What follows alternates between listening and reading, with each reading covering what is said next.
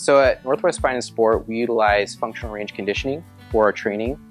So functional range conditioning is where we train the system following our treatment. So when we treat you, we try and increase some of your available ranges of movement. We try and give you more of an ability to use ranges that you haven't had. We prime the tissue, and then following that, we want to follow that up with the functional range conditioning. So that's all the training that we do. It's a logical progression of training fundamental joint motion in a way that is backed by the scientific literature that utilizes all sorts of different positioning and loading.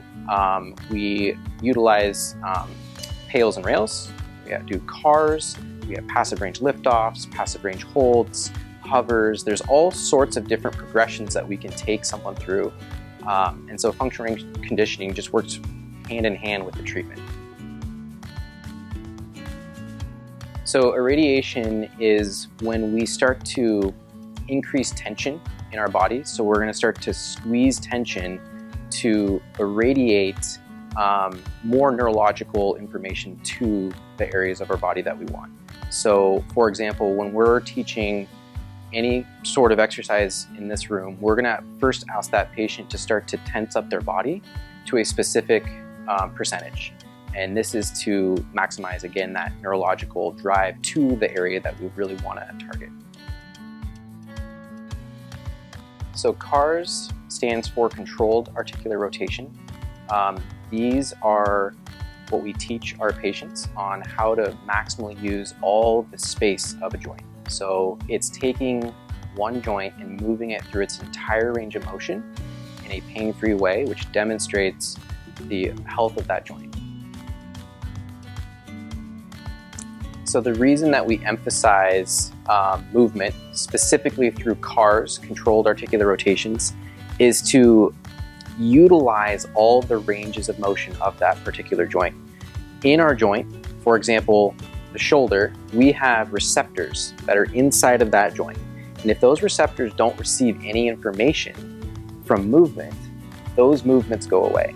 So if we aren't accessing this range of motion, that joint is not receiving any information from this position. So therefore we lose access to those ranges. So in order to maintain a healthy mobile joint, we need to use all of the ranges of motion in that joint on a regular basis so that we can stimulate that joint, specifically those receptors, to maintain a healthy joint so that that joint can move really well in space. So we're going to go over just really quickly here a shoulder car. We're going to first irradiate, which is to tension up her body.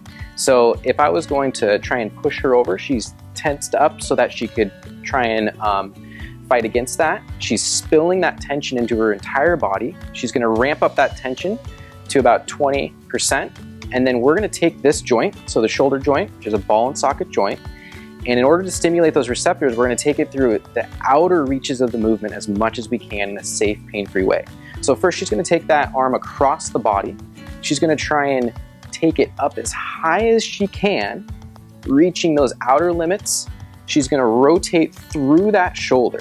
So now we're giving that nervous system information in that range.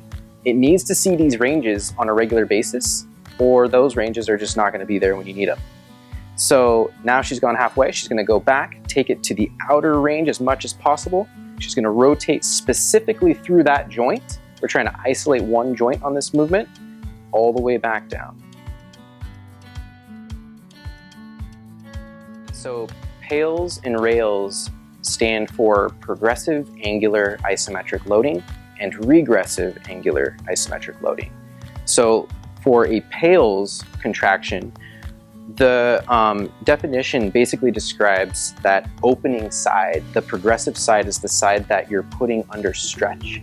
So for example here, if we took his shoulder and we brought that shoulder up into flexion, the progressive side would be this side of his shoulder, all of this connective tissue. And then if you'll spin here over a little bit more, the regressive side is this side, or the side that's shortening on the back.